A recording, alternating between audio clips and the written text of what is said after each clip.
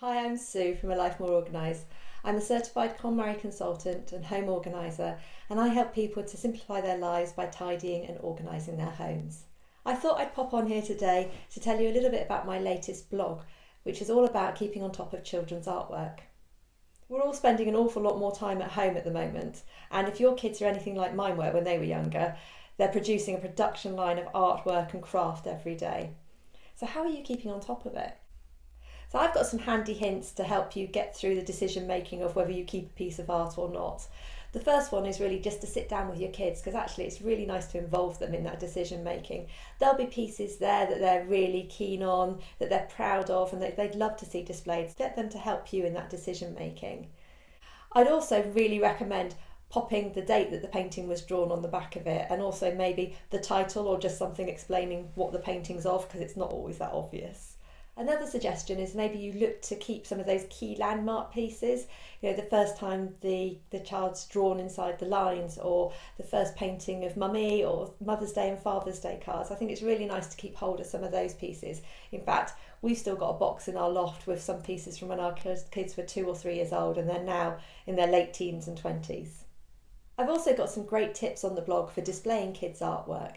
My favourite one is to use something like a washing line. So all you need for this are a couple of hooks in the wall and some twine or some string or rope to join the two hooks together, and then just normal pegs that you'd use for popping out the clothes. What I'd suggest they do is then sit down with their kids and decide which pieces of art are going to go on the washing line each week, and I'd hang the washing line either in a playroom or in the kitchen area so everyone gets to see and enjoy it. And then when the next load of artwork comes in the following week, you're looking to rotate it, so you'll be keeping some of those pieces and replacing some of those pieces, but it keeps the constant flow moving out.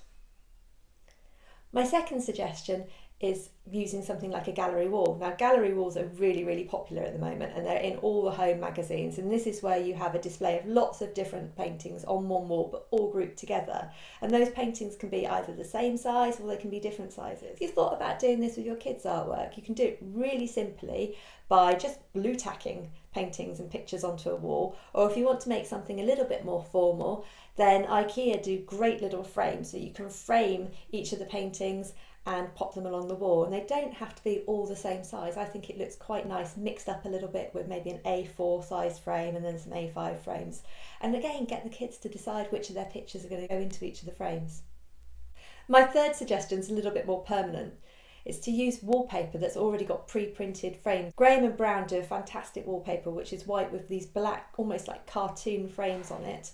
And what you can do is pop this on a wall, maybe in a playroom or somewhere like that, or a kid's bedroom, and then you just put their artwork within each of those frames. Again, it can be an ever-changing display if you're blue tacking it, or if you want something more permanent, you could put it on with glue. You could even just put photos on there. It's a really lovely way of capturing all those memories and making the room feel really personal. Have you thought about going digital at all?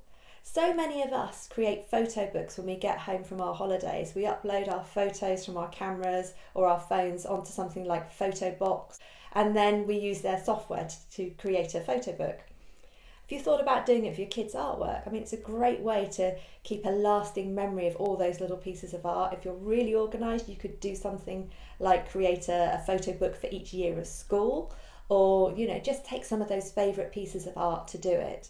It can be a bit fiddly doing something like that, and also takes a bit of time, which is great at the moment because some of us do have time on our hands.